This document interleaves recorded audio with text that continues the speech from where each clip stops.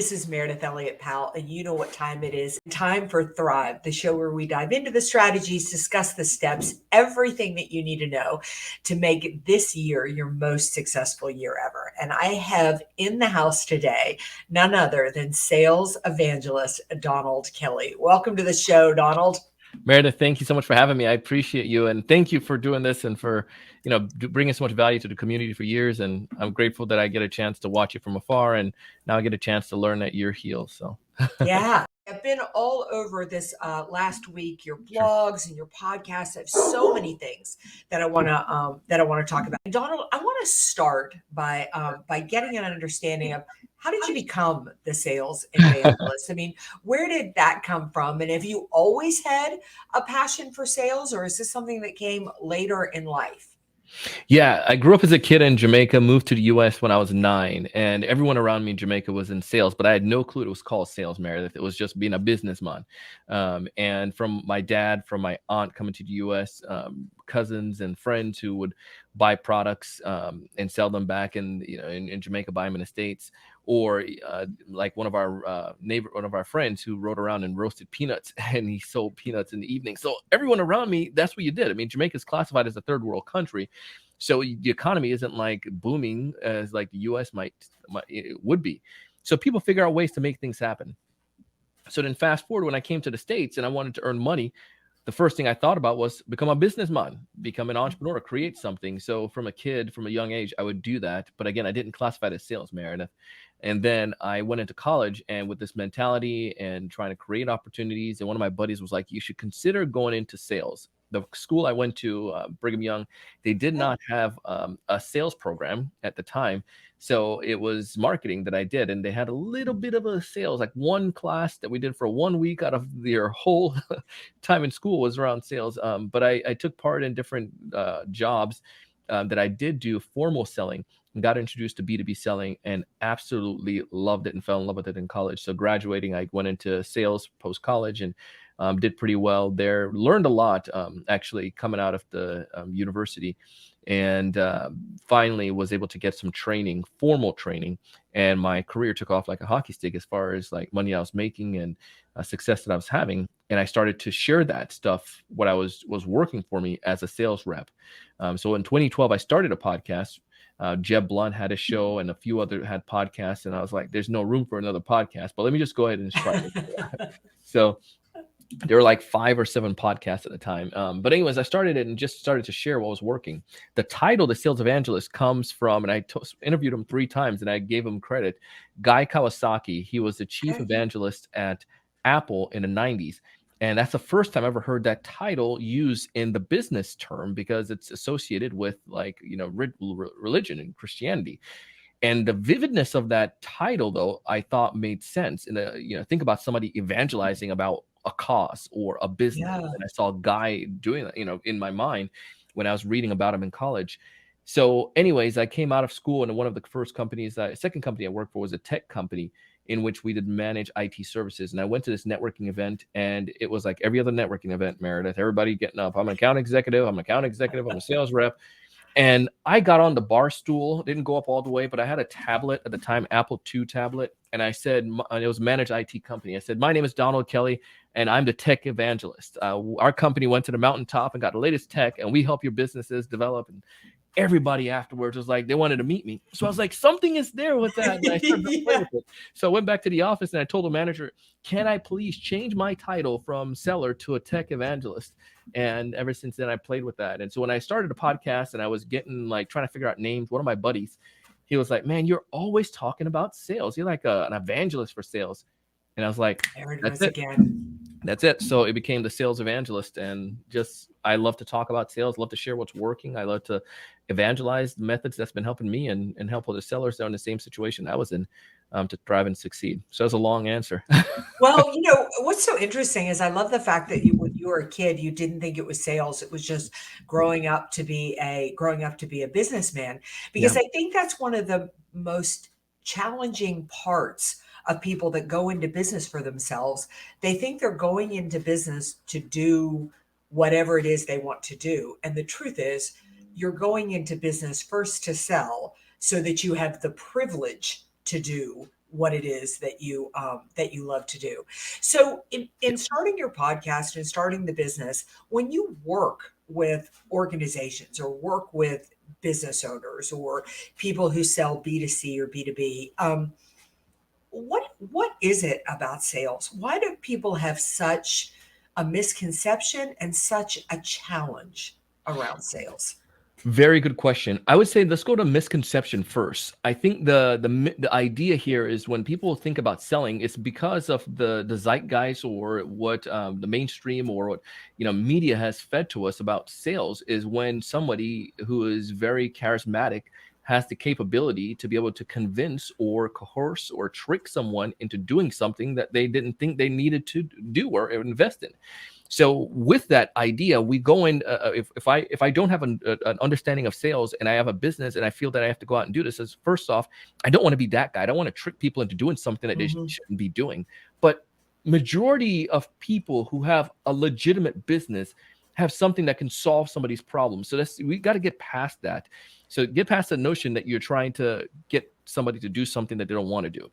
Secondly, is the idea that we don't want to convince anybody to do something they don't want. We need to help people convince themselves. And when I came to get that realization in my first early part of my sales career, that my job isn't to convince you to buy it, but to help you to convince yourself. I saw that one in the software and in the things that I sold, people stayed with us longer and customer relationship was much better. And two, it was easier on my part because I'm not convincing you, to do it. Right. I'm helping you educate you enough within knowledge that you can make a decision that's going to be informed as in your best interest. And naturally, you're going to compensate me for that. So the two things there, especially with entrepreneurs that folks that I work with who are starting maybe they launch, you got like a Series A or their first part of their business and they're trying to get things going. One of the things that I find a lot with entrepreneurs is to go back to what you're sharing is the fear of just pushing something. But again, it's Right. your moral obligation if it's something of value to help someone. If you're, for instance, if I am just a silly example here, if I am thirsty and you have a bottle of water, it's your moral obligation to tell me you have something that can relieve my thirst so I don't die. So if Mhm. you have a technical solution that can solve a business technical problem, yeah, maybe people don't get it right away, but your moral obligation is that you deliver the message, so to speak. And if they don't want to receive it right now, let's go find someone else that is. But that's the mission that we're on. And I find that those entrepreneurs who get that and they recognize that they're on a moral mission, a moral obligation, they don't see it as like, again, of tricking someone. They see it as bringing value to the community. And I know that's an overplayed word, but the concept is there though, that I want to be able to relieve the challenge that you may have or that you may not even know you have. And that's where the education part comes in. And once we educate somebody enough, then it makes sense. Growing up in Jamaica, Meredith, I'll tell you this. It was 1994. And I Uh-huh. remember there's three things that we got that year in 1994. My cousins brought back from the US. One was this weird looking white machine. It was a microwave because I'd never seen a microwave in my entire life. I had no clue. I'm like, is it an oven? Is it a toaster oven? I understood toaster oven, but I didn't understand microwave. Yeah. Two was a Nintendo. It was the first time we got a Nintendo in Jamaica, and it was like the coolest thing, and everybody was at our house. And the third thing was a bottle of water. I had no clue understanding why in the world would human beings sell water. It's so abundant. Why we have a faucet out back.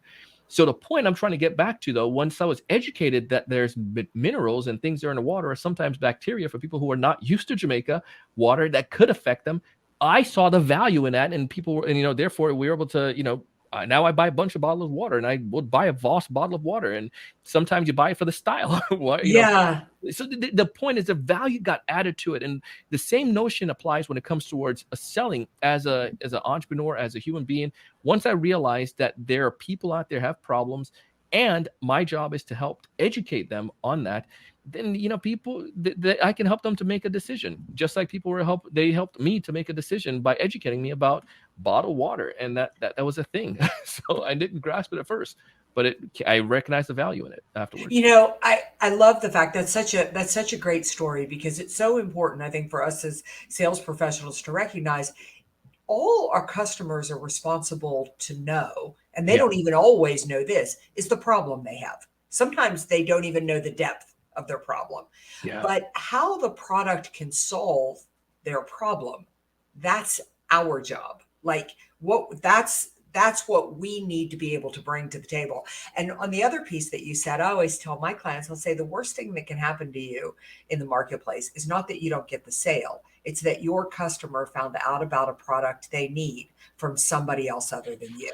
And I think we get so hung up on the close that we get gun shy, or we push, and one or the other. Mm-hmm. Yeah. Oh my goodness, you speaking truth here, Meredith. Come Yeah.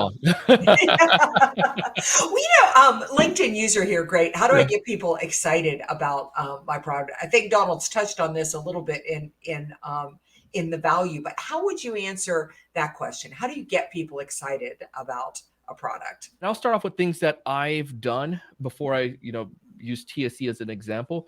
But one of the things that I did was one of the companies I worked for was a software company, it was a document management solution. So we work with city, county governments and K-12, and we set up their, go in there and take all of their paper product, and we literally put it in digital software that we had. It was pre-Dropbox and Google Drive days.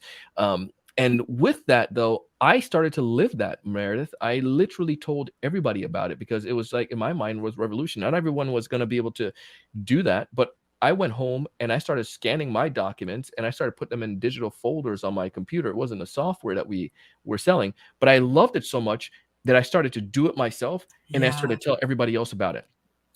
There's something about a founder magic. I call it founder magic.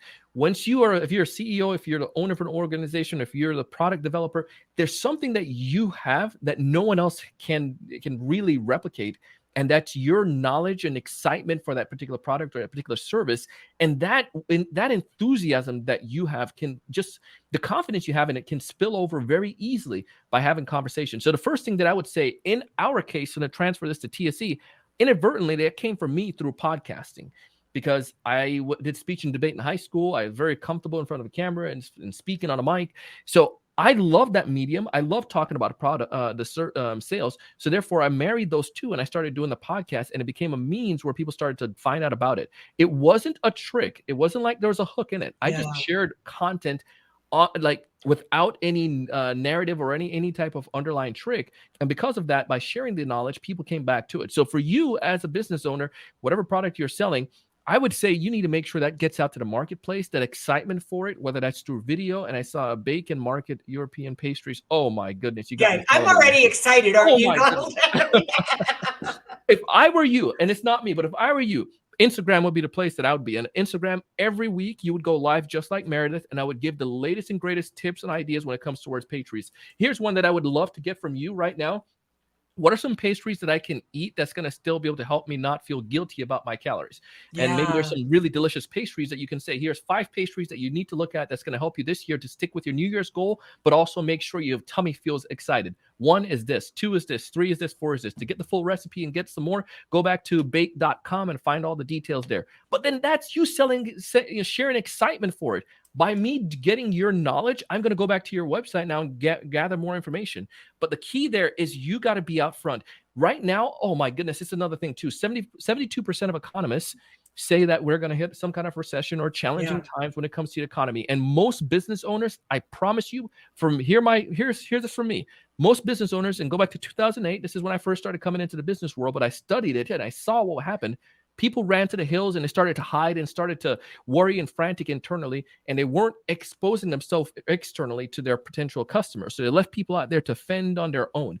You need to be out there right now when your competitors are running and hiding and doing all type of internal figuring things out. You need to be the one that's out there presenting, just like Meredith's, information, so that when things is better and people are willing to spend as much as they did before, which I think everything still looks good, people will see you as that person because you're going to grab up market share while your competitors are hiding. So the point I'm trying to get at here is that you need to create content. Pick a medium. Don't go do everything. If you want to write blogs, do that. If you want to do podcasts, do that. If you want to do videos, do that. If you just want to do Instagram, do that. But pick one place, provide information. And if you were to do that consistently, at least for 30 days, I promise you're going to see that more people drum up excitement for you, people in your network already, and new people.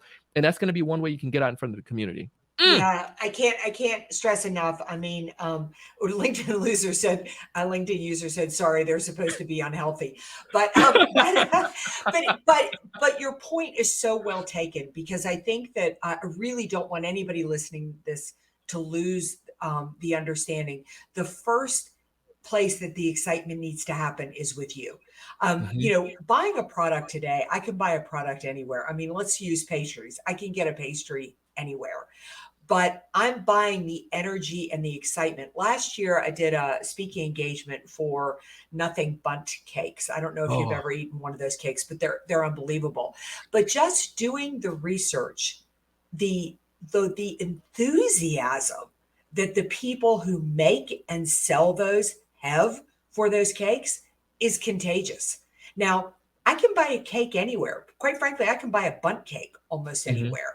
But there is such a cult about that. And, I think LinkedIn user, I think that Donald has had great. I would go to Instagram, and Yeah. maybe you can't tell people how to eat pastries and lose weight, but you can tell them, you can get them excited about pastries and what these will add, to a wedding, what it will add to a business, event. Talk to them about, even, you may not be able to make them 100% healthy, but why do people in Europe eat pastries every day and they don't get fat? And we here in America haven't eaten bread since 2001. We're putting on pounds like there's no tomorrow. Like, you can talk about those types of things, all over the place. So that energy, excitement, your knowledge. I think you Yeah. need to go three directions. Number one, care about people. That's why you make these Mhm. pastries, because you want to make their event amazing. Then educate them, exactly what Donald said. Give them the knowledge to understand the value of what you do, and then make it so ridiculously easy to buy from you. Oh. You do that, you're home free. Mm. I Yeah. can't wait. Drop a link. Yeah, yeah, no kidding, right? See, I had a great question. I hope I didn't crucify your name, but it's hard to No, no. transfer that excitement to the rest of the GTMD. L&D and pushing sales and marketing into target communities helps them empathize. I really love this statement, because gosh, when I was coming up in sales, and I've got quite a few years on you, we as salespeople could be an island in and of Mhm. ourselves. If customer service screwed it up or operations screwed it up, it didn't matter, because I could go out. You could only really shop on Main Street. And so you were either going to buy from me or one other person. Now, if my team isn't as enthusiastic as I am, if your experience isn't good all the way through, you're going to go buy from somebody else. So I wonder your take on that.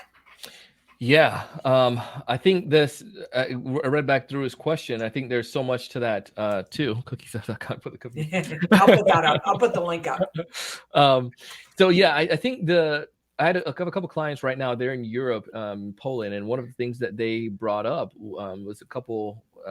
We hold mastermind quarterly, and they're part of it. So it was about two masterminds ago. They were talking about how their marketing team, similar idea, where they were pushing certain things for them, and one of them in particular, one of these guys, he was getting pushed around to like different focus groups. Like, I mean, focus group meaning like target accounts. It was like, you're going to do this industry, and then you're going to do this one, and it was just like going all over the place, and it was just really frustrating for him. Like, how do I be able to set and be able to really master and hone in?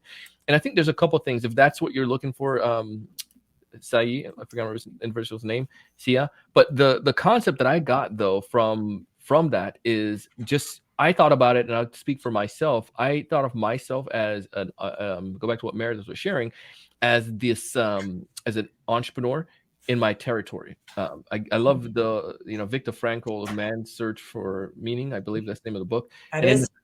yeah, and in that book, obviously there's certain things control, certain things out of your control. If you don't own the corporation, you're not going to have full control. And especially nowadays, there's so many different ways that things can be taken from you out of control. But you need to maintain the control in the sense of thinking of yourself as that entrepreneur, as that territory manager. And no matter what you get, what industry you're a part of, you just need to make sure you maximize that. And the biggest thing that I told this client that he did was he just did research as much as he possibly could. One area that they gave him was real estate. He didn't know a whole bunch about real estate, but he really went ahead and understood as much, did a research as much as possible to understand the pains and the problems, the challenges that we're facing. This led him to have a better conversation. Then he tapped into his network, and then from there he started doing cold outreach. So there's 3 steps that he followed. 1, learn about the industry. Well, number 0 was like, not worry. You can't change what you can't change. They give you what they give you. 2 is then, and if you want to stay with that company, go ahead. If not, go with another company. 2, then he went ahead and did the research. 1, did the research. 2, he went ahead and connected with this network. And then 3, he went ahead and did cold outreach. From doing that, he had the confidence and the capabilities to hold conversations and share that with his people that were familiar with him. And then from there, he took it outside and go to cold prospects. And he saw a significant improvement, saw appointments that he started to line, and he closed some pretty good deals. So even though they're going to push you around and give you different areas, you just need to make sure you think of it like that. And the first part of your question on the idea, how do you transfer excitement? You can't transfer excitement by telling somebody about it. You got to get them to experience it. Yeah. So I like to do that. The easiest way, or the lowest hanging fruit, experience it, is through role play. And then the second thing is to get out there and just do it. What I did in my experiences, I went ahead and did case studies internally in the company. I would study the case studies and see why our customers are even excited in the first place. And then I went ahead and called our customers and I spoke to them directly. I remember one of them was over in the city of Punta Gorda. They were like one of our best clients. So I was like, I need to figure out what's going on with her. So the account manager, I asked him, can I speak to your client and just find out why she's so excited about our product? And I was able to interview her. And from that call, I was able to learn, and I took that and I experimented in my conversation, and it made a world of difference because I wrote off of her experience, her confidence about our product, because I didn't purchase the $50,000 software, but I wrote off of her experience, read the case studies. And then 2, I went out and I practiced it. I didn't go to work. My shift started at, typically 8:30. I got to work at 8:00, and I was there studying the playbook and also like the content because I really wanted to do well in my role. And then when I practiced now with customers, I was living that. And I heard their problems and I could speak to that case study.